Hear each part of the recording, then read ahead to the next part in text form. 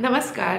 तुम्ही ही अंगठी किंवा ही अंगठी घालता का? किंवा ही रत्न कोणी तुम्हाला घालायला सांगितली आहेत का? जर घालत असाल तर जाणून घ्या की तुम्ही नवरत्नांमधले सगळ्यात वादग्रस्त, सगळ्यात शक्तिशाली तरी सगळ्यात कॉम्प्लिकेटेड असे रत्न घालताय.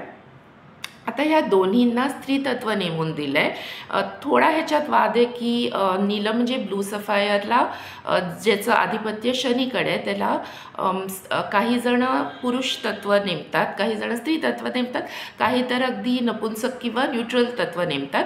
पण आधी आपण धरूया, आत्ता तरी आपण धरूया की स्त्री तत्व आहे. ह्याच्याबद्दल तुम्हाला जास्त जाणून घ्यायचं, एक सुंदर एक्सप्लेनेशन आहे त्याचं.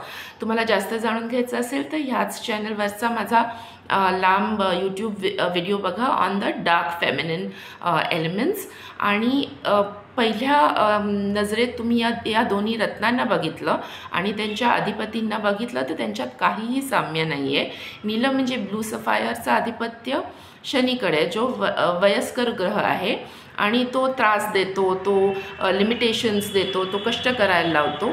दुसरा गोमेदचं आधिपत्य राहूकडे, जो कलियुगचा राजा आहे. अतिशय वेगवान, जितका शनी स्लो आहे तितका राहू वेगवान आहे आणि दुपट्टीपणा खूप आहे, इल्युशन्स खूप देतो, प्रसिद्धी पण खूप देतो, but ultimately it is a डिल्युशन.